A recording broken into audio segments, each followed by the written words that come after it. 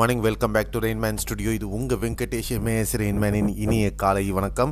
இன்றைய வானிலை நிகழ்வு 25 டிசம்பர் 2024. பார்க்குறதுக்கு முன்னாடி கிறிஸ்மஸ் கொண்டாடும் அனைத்து நல்லுள்ளங்களுக்கும் நம்ம எம்ஏஎஸ் ரெயின்மேன் ஸ்டுடியோ வாயிலாக இனிய கிறிஸ்மஸ் நல்வாழ்த்துக்கள். இன்றைய வானிலை நிகழ்வு 25 டிசம்பர் பொறுத்தவரையிலும் வங்கக்கடலில் அங்கும் இங்குமா அலைந்த அந்த நன்கு அமைந்த தாழ்வு பகுதியாக வலுவிழந்து சென்னைக்கு தென்கிழக்காக நிலை கொண்டு அது சென்னை அருகே கடந்து வர அதனுடைய பயணம் தொடர்கிறது. இது இன்று இரவு அல்லது நாளை காலை சென்னை அருகில் வரக்கூடும் என்று எதிர்பார்க்கப்படுகிறது. இது மாற்றங்கள் கொடுத்து கொண்டே இருக்கிறது. என்னன்றதை வரக்கூடிய நேரங்களில் பார்க்கலாம்.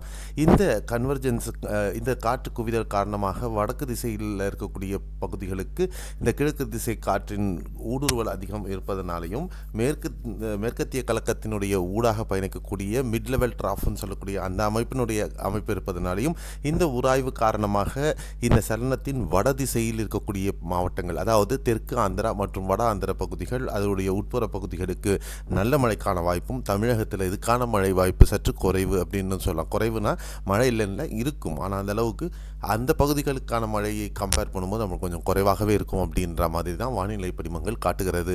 இது நிஜத்தில் எப்படி இருக்க போகுது அப்படிங்கிறத நம்ம ரியல் டைமில் தான் பார்க்க போகிறோம்.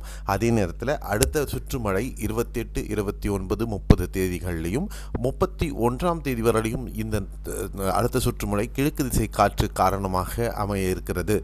இது 4 நாட்கள் மழை தமிழகத்தில் கடலோர மாவட்டங்களில் பரவலாக இருக்கும். உட்புற பகுதிகளுக்கும் இந்த மழை நிகழ்வு இருக்க போகிறது. அதற்கப்புறம் ஒரு 4 நாட்கள் முதல் 6 நாட்கள் வரை ஒரு வறண்ட வானிலை. 7ஆம் தேதிக்கு பிறகு மீண்டும் மழையானது தொடங்குவதற்கு வாய்ப்புகள் இருக்கிறது. இந்த 3 சுற்று மழை தான் அடுத்து நம்ம பார்க்க போகிறது. பொங்கலுக்கு முன்னாடி வரலையும் இந்த 3 சுற்று மழையானது தொடர்ந்து செல்லும். இதுதான் இப்போ இருக்கக்கூடிய ஒரு அப்டேட்.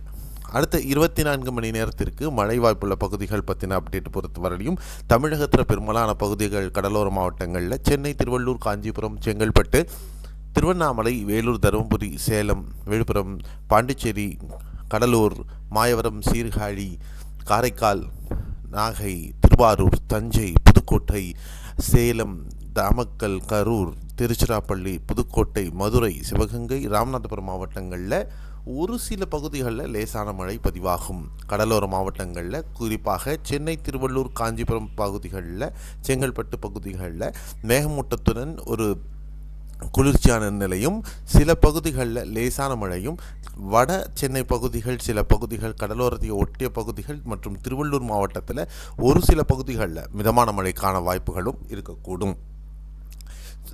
மற்றபடி பெரிய அளவுக்கான மழை வாய்ப்பு தமிழகத்தில் தென் மாவட்டங்களில் இருக்க வாய்ப்பு இல்லை. ஏன்னா தென் மாவட்டங்களை பொறுத்தவரையிலும் காற்று சாதகமான திசையில் வீசாதது காரணமாக அந்த பகுதிகளில் மழைக்கான வாய்ப்புகள் அடுத்த ஓரிரு நாட்கள் நிலவும்.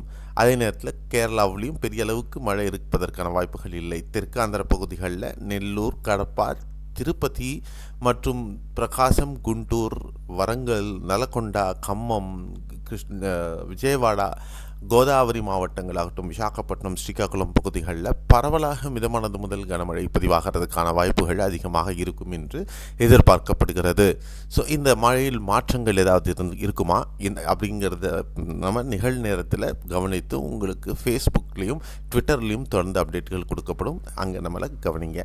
மீண்டும் அடுத்த காணொலியில் நம்ம நாளைக்கு மீட் பண்ணலாம். அதுக்கு முன்னாடி ஒரு முக்கியமான அறிவிப்பு. நம்ம சேனலில் நிறைய பேர் கேட்டீங்க, ஏன் இந்த மாதிரி ஒரு பதட்டம் இல்லாத ஒரு வானிலையை நீங்கள் சொல்கிறீங்க அப்படின்னு.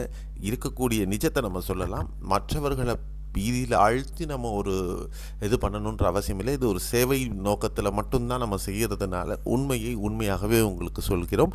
ஆகையால் இதுக்கு அச்சப்பட தேவை இல்லை அப்படிங்கிறது தான் நம்ம மிக முக்கியமான கவனம். ஸோ மீண்டும் அடுத்த காணொலியில் சந்திக்கலாம். நன்றி, வணக்கம், bye bye, see you, have a nice day.